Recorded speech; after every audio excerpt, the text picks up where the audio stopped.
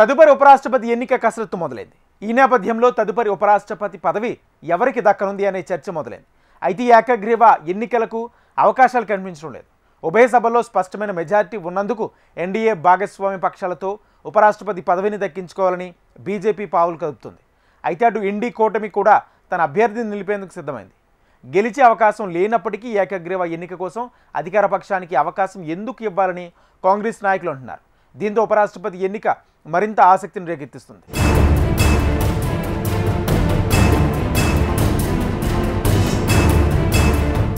జగదీప్ ధన్కడ్ రాజీనామాతో అందరి దృష్టి ఇప్పుడు కొత్త ఉపరాష్ట్రపతి ఎన్నికపై పడింది. ఇందుకోసం ఎన్నికల సంఘం కసరత్తు ప్రారంభించింది. ఈ మేరకు లోక్సభ, రాజ్యసభలోని ఎలక్టోరల్ కాలేజీ ఎంపీలను సంప్రదించి ఓ కీలక నిర్ణయం తీసుకుంది. రాష్ట్రపతి ఎన్నికకు రిటర్నింగ్ అధికారిగా Rajya Sabha secretary general Garima, assistant returning అధికారిగా రాజ్యసభ సచివాలయ డైరెక్టర్ విజయ్ని నియమిస్తూ కేంద్ర ఎన్నికల సంఘం ఇవాళ ఉత్తర్వులు జారీ చేసింది. మరో నెల రోజులలోపు వైస్ ప్రెసిడెంట్ ఎన్నిక ప్రక్రియ పూర్తి కానుంది. మరోవైపు ధన్కడ్ రాజీనామాతో ఖాళీ అయిన ఉపరాష్ట్రపతి పదవికి ఎన్డీఏ కూటమి ఎవరిని ఎంపిక చేస్తుందన్న దానిపై ఆసక్తి నెలకొంది. ఇప్పటికే రేసులో పలువురి పేర్లు తెరపైకి వస్తున్నాయి. బీహార్ ముఖ్యమంత్రి నితీష్ కుమార్ పేరుతో పాటు కాంగ్రెస్ సీనియర్ ఎంపీ శశి థరూర్, బీజేపీ జాతీయ అధ్యక్షుడు జేపీ నడ్డా, జమ్మూ కశ్మీర్ లెఫ్టినెంట్ గవర్నర్ మనోజ్ సిన్హా, ఢిల్లీ వీకే సక్సేనా, బీహార్ గవర్నర్గా Arif Mohammad Khan, Sikkim governor O Mathur, Rajya Sabha deputy chairman Harivansh Narayan పేర్లు ప్రధానంగా వినిపించాయి. బీహార్ అసెంబ్లీ ఎన్నికల నేపథ్యంలో ఆ రాష్ట్రానికి చెందిన వారినే ఉపరాష్ట్రపతి పదవికి ఎంపిక చేస్తారనే వాదన ఉంది. ఈ క్రమంలో నితీష్ కుమార్ పేరు వినిపించిన బీహార్ సీఎంగా రాజకీయాల్లో క్రియాశీలకంగా ఉన్నందున ఆయన అంగీకరించే అవకాశాలు లేవు. బీహార్లోని బీసీ, ఈబీసీ వర్గాల ఓటర్లు ఎన్డీఏ కూటమి వైపు మొగ్గటానికి ప్రధాన కారకుడు నితీష్ కుమార్ అని, ఎన్నికల ముంగిట ఆయన్ని బలవంతంగా దూరం చేసుకోవటానికి ఆ కూటమి అస్సలు సాహసించదని అంటున్నారు. ఇదిలా ఉంటే జేడీయూ నేత, కేంద్ర మంత్రి రామ్నాథ్ ఠాగూర్ని ఎంపిక చేసే అవకాశాలు ఉన్నట్లు ప్రచారం మొదలైంది. బీజేపీ జాతీయ అధ్యక్షుడు జేపీ నడ్డాతో కేంద్ర మంత్రి రామ్నాథ్ ఠాగూర్ భేటీ అవటం ఊహాగానాలకు తావిచ్చింది. అయితే ఇది సాధారణ సమావేశమేనని చెప్తున్నారు. ఠాగూర్ అభ్యర్థిత్వం గురించి జేడీయూ, బీజేపీ మధ్య ఎలాంటి చర్చలు జరగలేదని తెలిపారు. ఆయన్ను తదుపరి ఉపరాష్ట్రపతిగా ఎన్నుకునే అవకాశాలున్నాయంటూ వస్తోన్న వార్తలు నిరాధారమని స్పష్టం చేశాయి. తదుపరి ఉపరాష్ట్రపతిగా బీజేపీకి చెందిన నేతనే ఎన్నుకోనున్నట్లు వెల్లడించాయి. పార్టీ సిద్ధాంతాలు, భావజాలానికి అనుగుణంగా వ్యవహరించే నేతకు ఉపరాష్ట్రపతి పదవిని అప్పగిస్తుందని చెప్తున్నారు. ప్రధాని మోడీ విదేశీ పర్యటన ముగించుకుని తిరిగొచ్చిన తర్వాత దీనిపై నిర్ణయం తీసుకునే అవకాశాలు కనిపిస్తున్నాయి.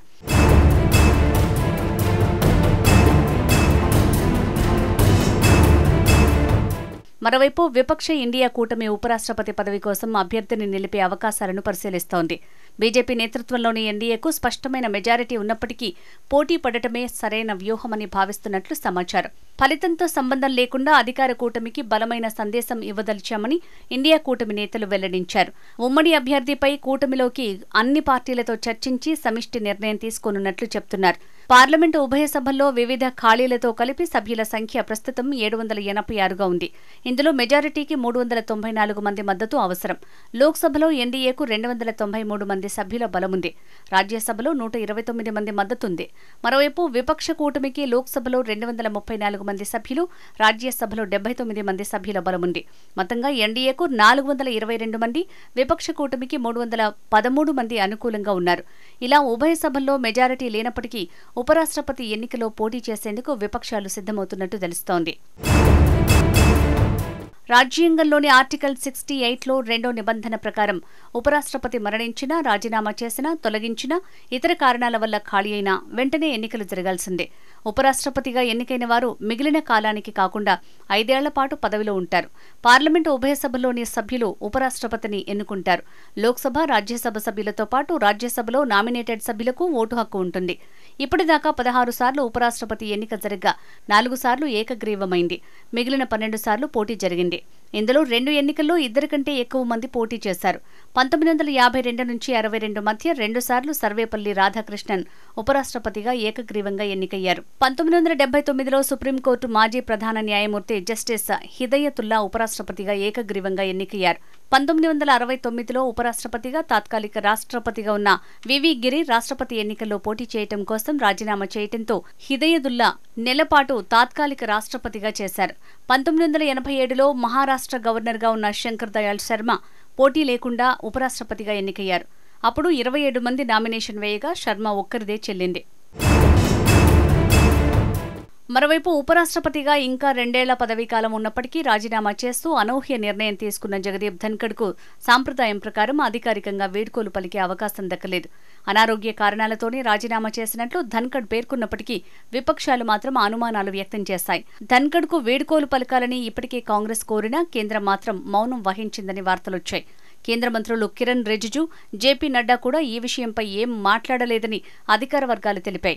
కేంద్రం అనుసరిస్తోన్న ఈ తీరు కూడా విపక్షాల అనుమానాలకు మరింత ఆజ్యం పోసింది. దాంతో విపక్షాలే ఆయనకు వీడ్కోలు విందు ఇచ్చేందుకు ఏర్పాట్లు చేశాయని సంబంధిత వర్గాలు వెల్లడించాయి. ఆ కార్యక్రమానికి ఆయన్ను ఆహ్వానించినట్లు సమాచారం. అయితే ధన్ఖడ్ ఎందుకు అంగీకరించలేదని తెలుస్తోంది. ధన్ఖడ్ రాజీనామా అనూహ్యంగా ఉందని, కేంద్ర ప్రభుత్వం ఇవ్వాలని కాంగ్రెస్ అధ్యక్షుడు మల్లికార్జున ఖర్గే డిమాండ్ చేశారు. బీజేపీ, ఆర్ఎస్ఎస్ నేతల కంటే ఎక్కువగా కాషాయ వర్గానికి మద్దతు పలికే ధన్ఖడ్ రాజీనామా చేయటం విచిత్రంగా ఉందని వ్యాఖ్యానించారు. మాకేదో అనుమానంగా ఉంది. ఆయన ఆరోగ్యంగానే కనిపిస్తున్నారు. మాట తీరు బాగానే ఉంది. అయినా ఏం జరిగింది అని ఖర్గే ప్రశ్నించారు.